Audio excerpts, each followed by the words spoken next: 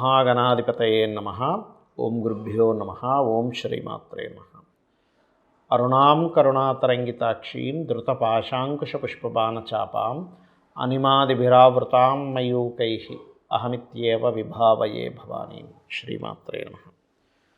ప్రేక్షకులకి ఆ లలితాంబిక అమ్మవారి యొక్క అనుగ్రహం పరిపూర్ణంగా కలగాలని మనస్ఫూర్తిగా కోరుకుంటూ, ప్రధానంగా ఇక్కడ మనం ఈరోజు 16వ తేదీ నవంబర్ నుంచి 30 నవంబర్ వరకు ఉండేటువంటి గ్రహస్థితి రీత్యా 12 లగ్నాల వారికి, లగ్నాలు తెలియని వారు చక్కగా రాసి చూసుకోండి, ఏం తప్పలేదు. లగ్నము రాసి రెండు పనిచేస్తుంటాయి. అయితే ప్రధానంగా ఫస్ట్ మీరు ప్రియారిటీ ఇవ్వాల్సింది లగ్నానికి, దాని తర్వాత చంద్రుడికి ఇవ్వచ్చు, రాశికి ఇవ్వచ్చు. వారికి ఎటువంటి ఫలితాలు జరగనున్నాయి, ఏ విషయాల పట్ల జాగ్రత్త వహించాలి ఈ 15 రోజుల పాటు, అలాగే ఉన్నటువంటి గ్రహస్థితి ఏమిటి అనేటువంటిది కూడా చూసుకున్నట్లయితే, మీనంలో శని వక్రించున్నాడు, 28వ తేదీ నుంచి వక్రగతి పోతుంది. కుంభంలో రాహు, అదేవిధంగా కర్కాటకంలో గురువు వక్రించున్నాడు, కేతువు సింహంలోని, మరియు అదేవిధంగా చంద్రుడు కన్య నుంచి మీనం వరకు సంచారం జరుగుతుంది. అయితే ఇందులో రవి శుక్రులు తులారాశిలో ఉంటూ, రవి 17వ తేదీ నుంచి మారిపోతున్నాడు.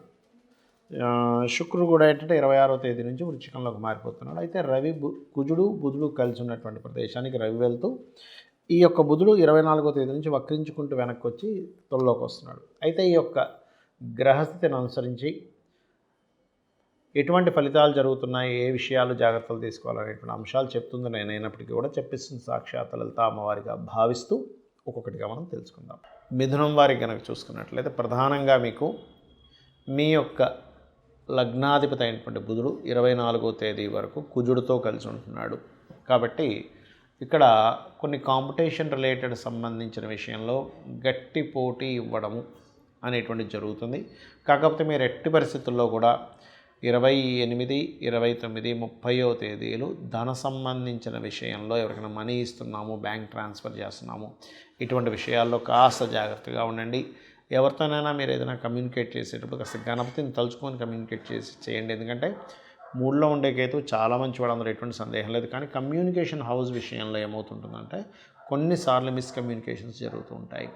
అలాగే కొంత హోమ్ లోన్స్ ఇట్లాంటివి వస్తాయి, కానీ కొంత స్ట్రెస్ఫుల్గా అవి వస్తాయి. కొంచెం చదువు మీద కాన్సన్ట్రేషన్ చేయలేనటువంటి పరిస్థితి ఉంటుంది. లగ్న చతుర్థాధిపతి ఎప్పుడైతే 6వ స్థానంలో కుజుడితో కలిసి ఉన్నాడో, అలాగే ఇక్కడ పంచమ స్థానంలో పంచమాధిపతి ఉంటున్నందుకు అది కూడా పర్టికులర్గా 26వ తేదీ వరకు ఆయన యొక్క స్థితి ఉంటుంది. కాబట్టి శుక్రుడిది తులారాశిలో వివాహ సంబంధించినటువంటి విషయంలో కొంతవరకు కొన్ని ఘర్షణ వాతావరణాలు ఉన్నా, కొంత గురువు వక్రించే రాశి వైపు వస్తున్నందుకు వివాహ సంబంధించిన విషయాలు కుదురుతాయి. అందులో ప్రధానంగా ఇష్టపడిన వారిని వివాహం చేసుకోవడానికి అనుకూలంగా ఉంది. సంతానానికి కూడా బాగుంది. ఏదైనా క్రియేటివ్ రిలేటెడ్ సంబంధించినవి చేయడము, తత్సంబంధించిన ఆలోచనలు పెంచుకోవడము, మెడికల్ అండ్ క్రియేటివ్ రిలేటెడ్ మూలంగా ధనయోగాలు పొందడం అనేటువంటిది చాలా స్పష్టంగా చూపిస్తుంది. కాకపోతే కొంత మీకు సంబంధం లేకపోయినా సరే కొంత ఘర్షణ వాతావరణం వైపు మీ యొక్క పరిస్థితులు చూపిస్తున్నాయి చెప్పాలంటే. అలాగే మరొక విషయం ఏంటంటే, ఇక్కడ గమనించినట్లయితే కొత్త ఉద్యోగ అవకాశాలు, అందులో ముఖ్యంగా టీచింగ్, ట్రైనింగ్, బ్యాంకింగ్ సెక్టార్స్లో ఉద్యోగ ప్రయత్నం చేసేటువంటి వారికి ఆ యొక్క ప్రయత్నాలు సఫలీకృతం అవుతాయి. ఇక వ్యాపార సంబంధించినటువంటి అంశంలో కొంచెం వ్యాపార నిమిత్తం, వ్యాపార సంబంధంగా మీరు ఏదైనా సరే ఒక అప్పు తీసుకోవడము, అప్పులు ఇటువంటి విషయాల పట్ల కాస్త జాగ్రత్త వహించండి. ఇక మీరు నిత్యము చేయవలసినటువంటి దేవతా ఆరాధన ఏమిటి అని చెప్పి చూసుకున్నట్లయితే, మీరు అమ్మవారి యొక్క ఆరాధన చేయండి, దుర్గాదేవి యొక్క ఆరాధన చేయండి. అన్ని విధాలా మీకు బాగుంటుంది. చాలామంది నన్ను రత్నధారణ ఎలా చేయాలి అని అడుగుతూ ఉన్నారు. అసలు రత్నం ఎంతవరకు మనకి పనిచేస్తుంది, దీనికి ఏమైనా శాస్త్రం ఉందా అంటే, అగ్నిపురాణంలో దీనికి సంబంధించినటువంటి ప్రామాణికమైనటువంటి అంశాలు చెప్పబడ్డాయి అందులో. అయితే చాలామంది రత్నాన్ని ఎంపిక చేసుకునేటువంటి విషయంలో ఏదైతే రత్నం ధరిస్తారో ఆ అధిపతి ఎవరైతే ఉంటారో, ఉదాహరణకి చంద్రుడు బాలేడు, ముత్యం పెట్టేసుకుందాం, సూర్యుడు బాగలేడు, లేకపోతే కెంపు పెట్టేసుకుందాం అనే ధోరణిలో పెట్టుకుని ఉంటారు. కానీ అది పూర్తిగా తప్పు. మీ జన్మలగ్నాత్ లగ్న పంచమ భాగ్యాధిపతులు ఎలా ఉన్నారు, వాటికి కొంత ప్రిఫరెన్స్ ఇవ్వచ్చు. కాకపోతే వాటిల్లో ఎలా ఉన్నారో చూసుకోవాలి. ఒకటి మీ యొక్క అవసరాన్ని బట్టి, మీకుండేటువంటి స్థితిగతులను బట్టి. మీకు కాస్త మానసికంగా ఎక్కువగా ఇబ్బంది ఉంది, చంద్రుడు పాడయ్యాడు, అప్పుడు రత్నం కంటే కూడా మీరు ఓం మనస్వినియే నమః అనే మంత్రం చేసుకోవడం ముఖ్యం. లేదంటే చంద్రుడు బాగున్నాడు కాబట్టి కొంత పర్లేదు, మరీ అంత పాడైపోలేదు, యావరేజ్గా ఉన్నాడు, అంత పోర్ట్ఫోలియో కూడా బాగుంది, అప్పుడు మీరు ముత్యం పెట్టుకోవచ్చు, తప్పులేదు.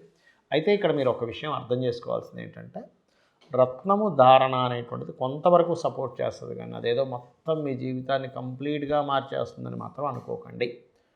రత్నాలకి శాస్త్రం ఉంది, రత్నం ధరించడం వల్ల కొంత మంచి జరుగుతుందని ఉంటుంది, కానీ మీ కర్మల్ని పూర్తిగా మార్చేసే శక్తి రత్నాలకి వాటికి ఉండదు. కేవలం మీరు చేస్తున్నటువంటి కర్మలు, మీరు అనుభవిస్తున్నటువంటి కర్మలు, మీరు పూర్వజన్మలో చేసినటువంటి కొన్ని కర్మల వల్లే ఇప్పుడు మంచిగా చెడుగా అనుభవిస్తున్నాం అనేటువంటి మీకు జ్ఞానం కలిగే వరకు కూడా మిమ్మల్ని మీ కర్మ వదిలిపెట్టదు, గుర్తుపెట్టుకోండి.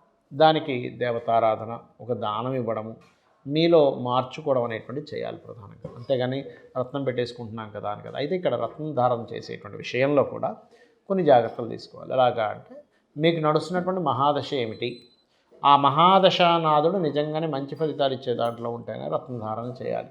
లేని పక్షంలో ఆ రత్నానికి సంబంధించింది దానంగా ఇవ్వమని చెప్పింది శాస్త్రం. అంటే ఏదైనా ఆలయంలో అమ్మవారికి కొంతమందికి శని మహాదశ నడుస్తుంది, అప్పుడు నీలం పెట్టుకుందాం అనుకుంటే శని బాగోపోవడం వల్ల ఇంకా ఇబ్బంది పడుతుంది, అప్పుడు రత్నం పెట్టుకోవడం వల్ల ఎటువంటి ఉపయోగం ఉండదు, ఇంకా ఎక్కువ ఇబ్బంది ఇస్తూ ఉంటుంది.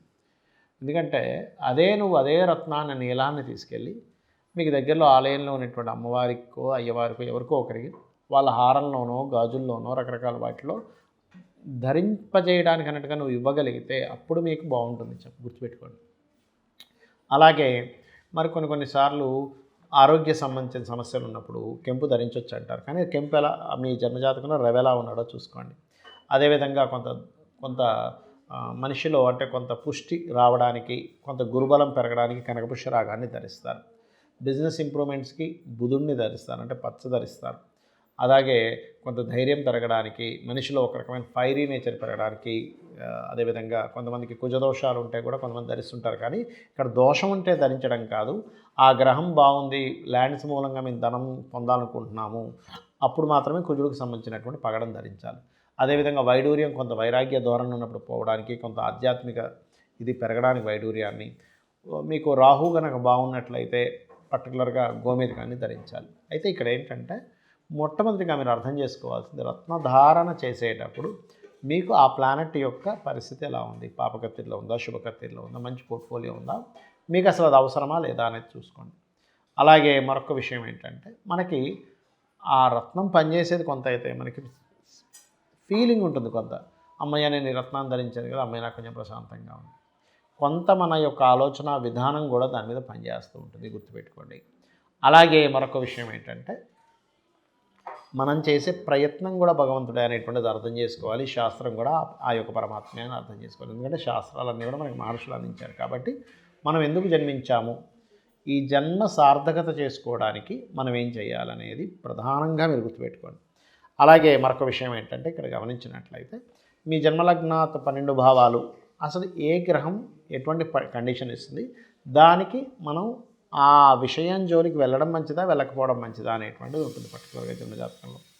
కాబట్టి ఎప్పుడైతే మీరు ఆ జన్మజాతక చక్రరీత్యా మీరు ఏ ప్లానెట్ బాగుందో దానికి సంబంధించిన వ్యాపారం చేయడము, దానికి సంబంధించినటువంటి ఉద్యోగం చేయడము, దానికి సంబంధించినటువంటి విద్య అభ్యసించడము, తత్సంబంధించిన ఇన్వెస్ట్మెంట్స్ చేయడము, అది ఎప్పుడైతే అనుకూలంగా ఉందో ఆ సమయాల్లో వివాహాలు చేసుకోవడము, మీకు విదేశీ యోగం ఇస్తున్నట్లయితే మీ యొక్క ప్లానెట్, మీ యొక్క జాతకము, అప్పుడు విదేశాల కోసం ప్రయత్నం చేయడము, ఇన్వెస్ట్మెంట్స్ చేయడము, ఒక గృహం కొనుక్కోవడము, అది ఏ దిశలో కొనుక్కోవాలి, ఇవన్నీ చెప్పేదే శాస్త్రము. ఇవి ఖచ్చితంగా పనిచేస్తాయి, దాని యొక్క ప్రభావం కూడా ఖచ్చితంగా బాగుంటుంది, అందులో ఎటువంటి సందేహం లేదు. ఇక మీరు ఏదేమైనప్పటికీ కూడా జాతకం ఎలా ఉన్నా లేనట్లయితే మీరు ఉన్నటువంటి ఇల్లు వాస్తు అంటే మారలేని స్థితిలో ఉండి వాస్తు బాలేని ఇంట్లో ఉన్నా ఒకటి మాత్రం గుర్తుపెట్టుకోండి, అమ్మవారి పాదాలను ఆశ్రయించి ధర్మబద్ధంగా మన పని మనం చేసుకుంటూ వెళ్ళిపోతుంటే అమ్మవారే మనల్ని చక్కగా ఒక తల్లిలా కాపాడుతుంది. శ్రీమాత్రే నమః.